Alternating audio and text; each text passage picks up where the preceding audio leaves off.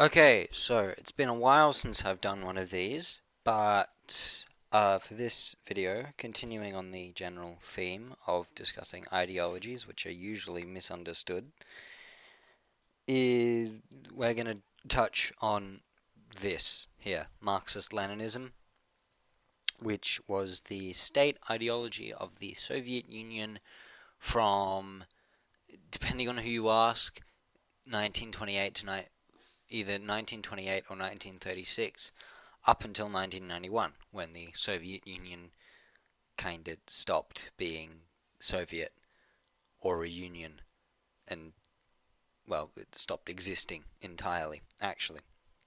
So to understand Marxist-Leninism, you first have to understand that it wasn't invented by this person, Vladimir Lenin. It was not developed by him at all. He developed an idea called Leninism. And the main theme of Leninism is the idea of a vanguard organization. In Lenin's case, a vanguard party. Basically, a political party has to lead the working class, the proletariat, to use the proper sort of academic language, in revolution against the bourgeoisie. Lenin's belief was that vanguardism should be not solely applied to Russia, but used in cases like Russia's. Russia being a semi-feudal country without any large industrial working class, which the traditional sort of idea of the proletariat is based around.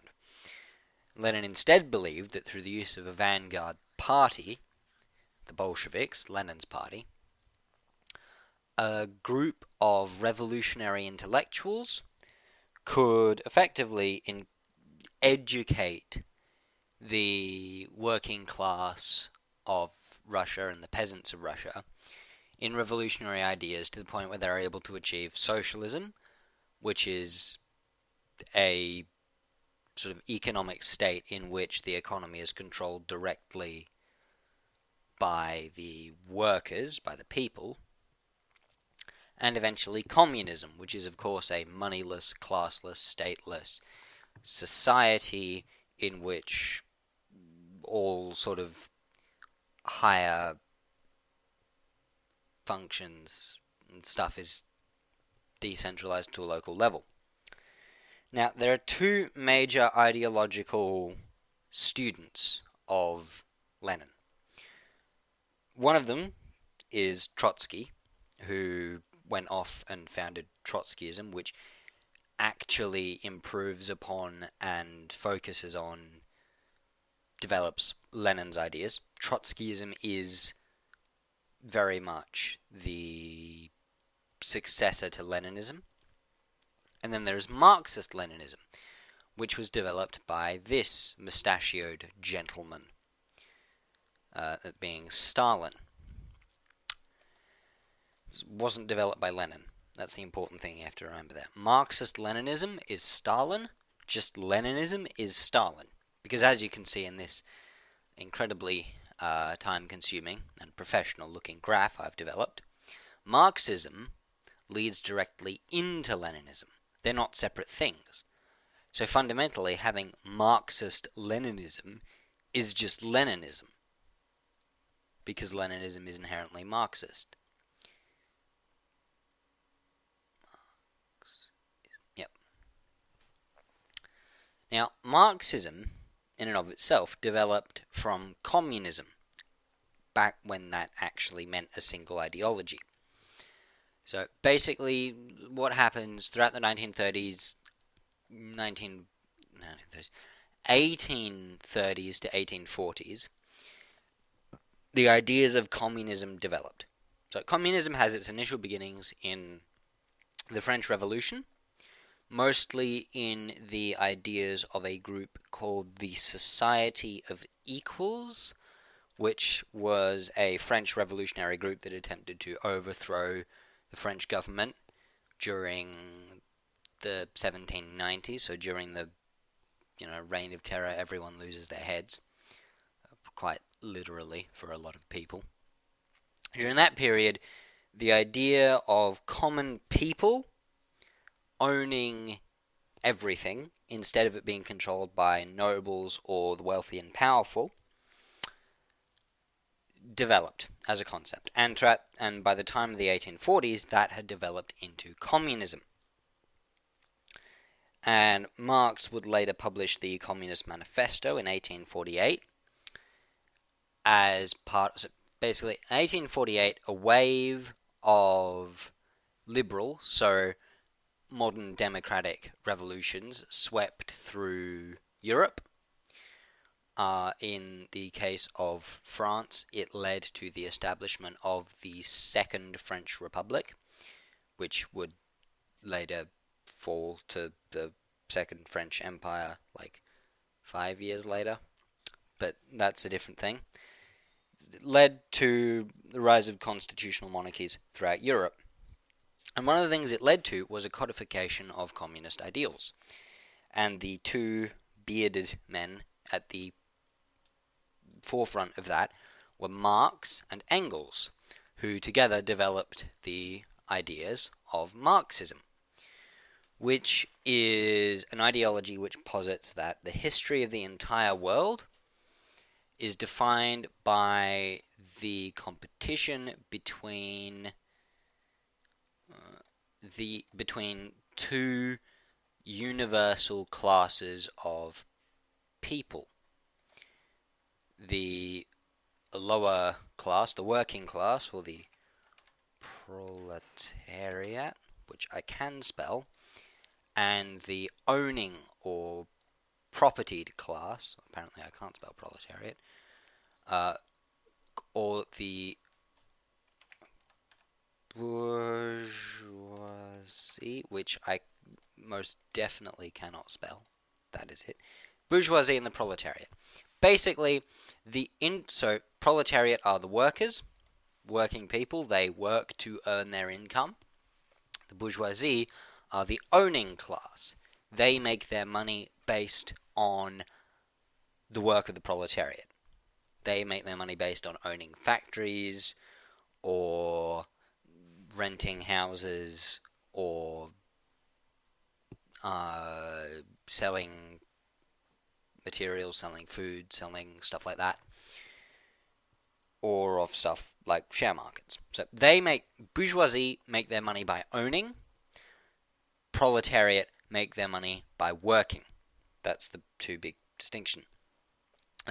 Those are the big distinguishing factors between them. Academics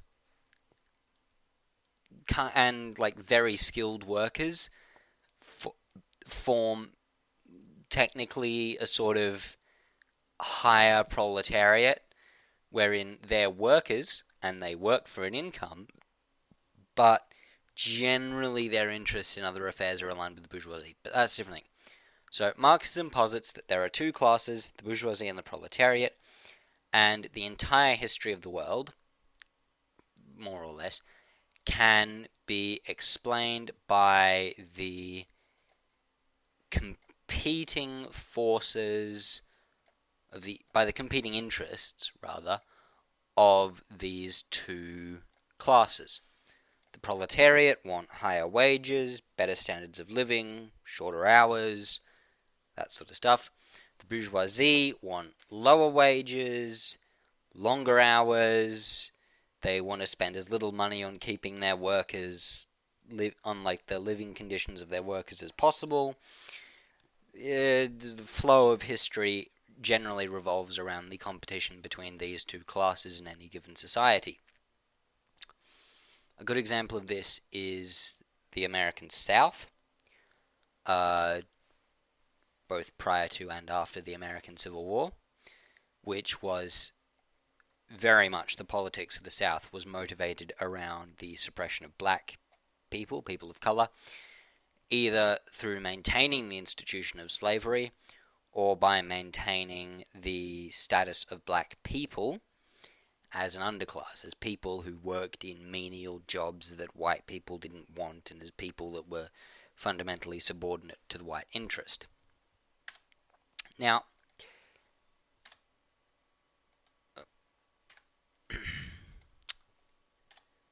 Marxism evolved into a bunch of different ideologies, most of which have socialist or communist in their name somewhere. But eventually it develops into Leninism, which is differentiated fundamentally by the idea of a vanguard party, so an organization which will lead the workers of the world or the workers of a specific country in revolution against the bourgeoisie. Leninism then diverges into two primary distinct ideological patterns. Trotskyism, which follows the ideas of Lenin and emphasizes maintaining the revolutionary character of a state. So Trotskyism stresses that the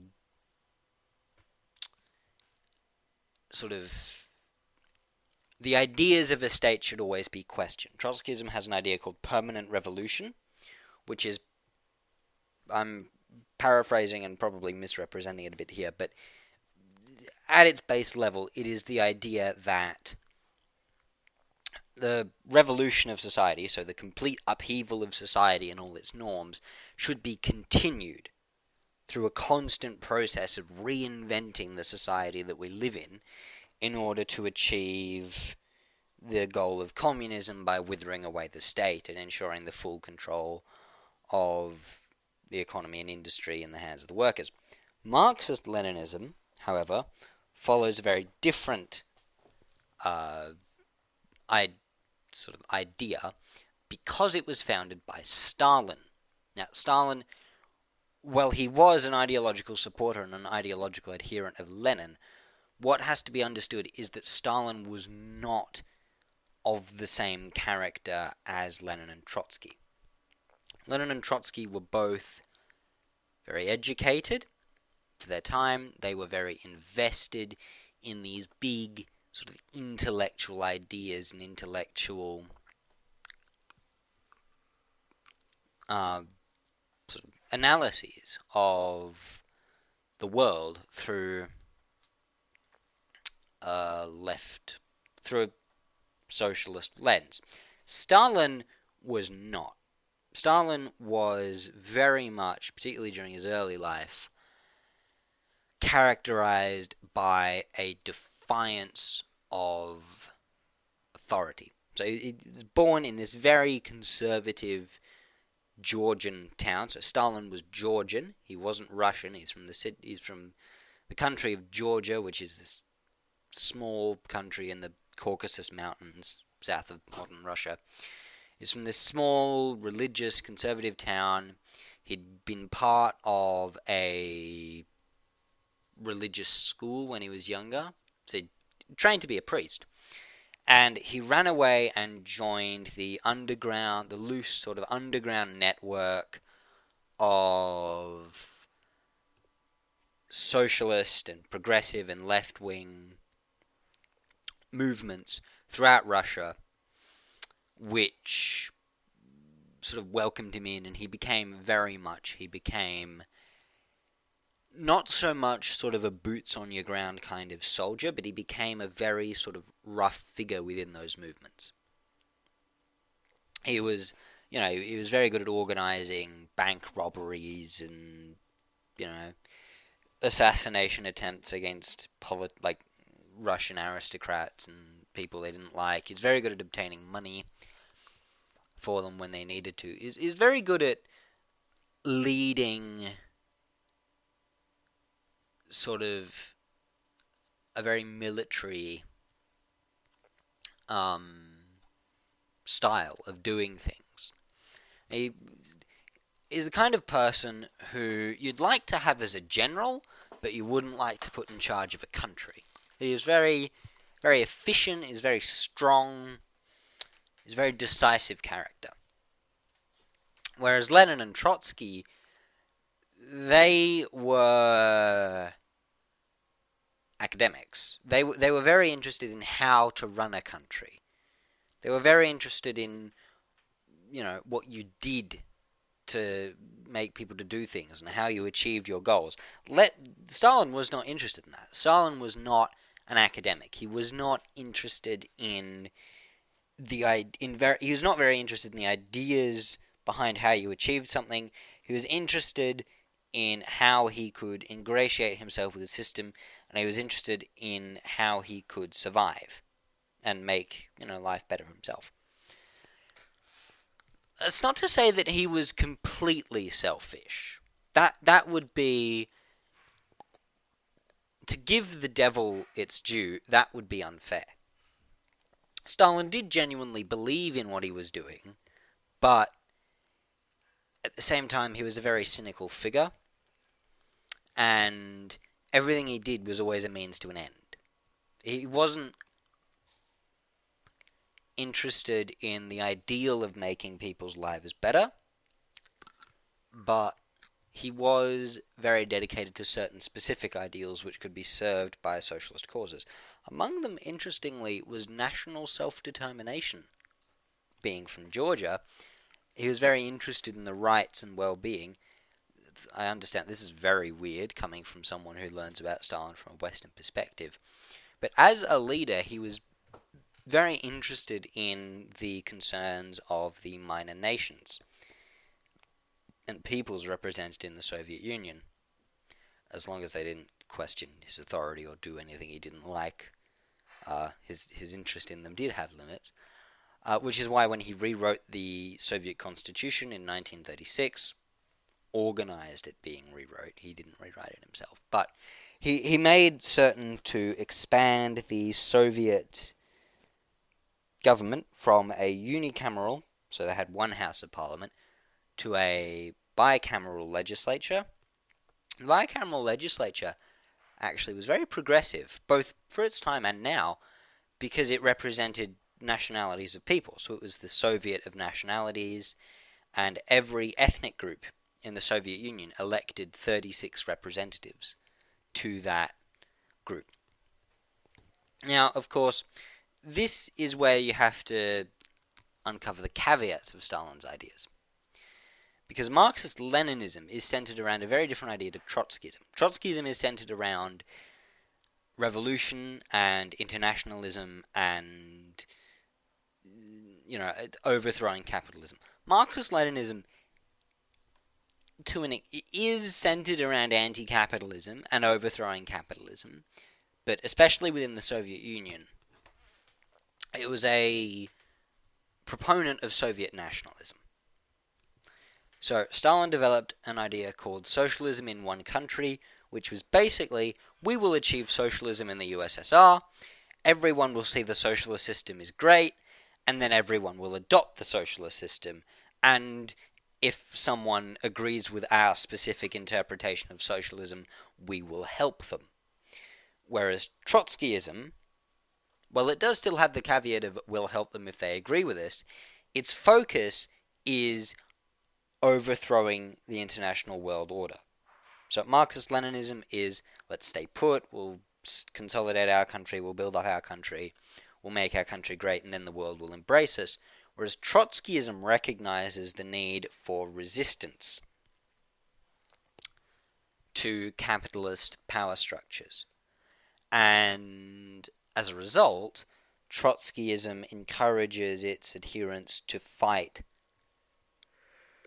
global, not world wars, but fight conflicts on a global scale. So Trotsky, if the USSR had followed Trotsky's ideas rather than Stalin's, it would have been, far more interested in pursuing the wars of decolonization. It would have been far more interested in supporting communist insurgencies and communist parties across the globe because,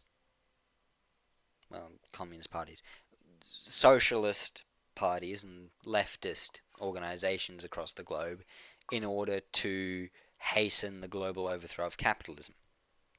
Marxist-Leninism isn't not interested in that. Ideologically, it's still interested in expanding the, socialist control over regions of the world. But it is not interested in...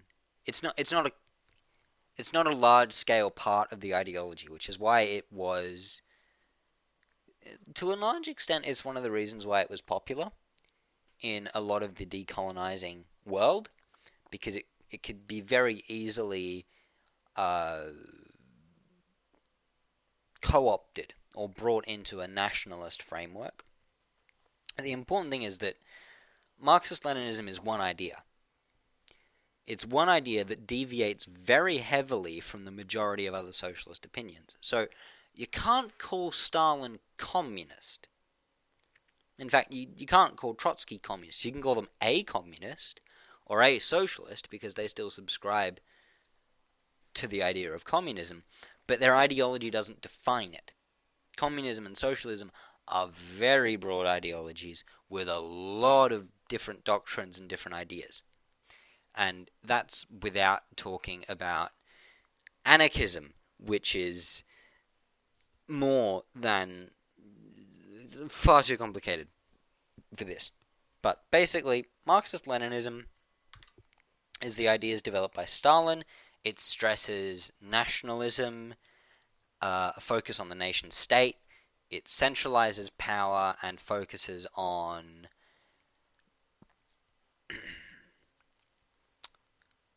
stability and maintaining power in the hands of the vanguard party. And coincidentally, the leader of the vanguard party, who in the Soviet Union was Stalin, so, it's a complete coincidence that his ideology just so happened to centralize power in the hands of the person who's leading the revolutionary state, which was Stalin. So, little bit, shall we say, a little bit of a conflict of interest there. Trotskyism, by comparison, is far more decentralized. It focuses on supporting the revolution on a global scale, so it focuses on working to achieve international goals rather than strictly national ones. And it focuses on decentralization and revolutionizing the state in order to achieve socialism and communism. It's still not anti-state, and it's, Trotsky, it's still vanguardist, so it's decentralization within a very limited framework, but it is still a decentralized ideology compared to Marxist-Leninism. So, yeah, those are the main differences, and that's why the Soviet Union can't be described as representative of communist ideology, because it strictly followed Marxist-Leninism. It didn't follow Leninism, didn't follow Trotskyism, it followed Marxist-Leninism, which is one influential, but nevertheless one subset of an ideology in which, there are dozens, if not hundreds, of different ideological opinions and strains. So, using the USSR to represent communism as an ideological concept is very much, it's disingenuous. It's disingenuous to the reality of the situation, which is why, Soviet Union, which is why the negatives of the Soviet Union should be thought of in the same way we view the negative history of the United States, rather than as an indictment of communism. You can view them as an indictment of Marxist-Leninism, that's fine, but an indictment of communism as an entire ideology, that's iffy. It's a bit like saying, the US killed all the Native Americans, or Australia, wiped out most of its indigenous population, so democracy will inherently always lead to genocide, which I think is a statement most people will agree is untrue. So, yeah. That's basically the thesis of this video, which I've been rambling about for way too long. Marxist-Leninism doesn't represent communism as an ideology, and it's radically different to the actual ideas it descends from.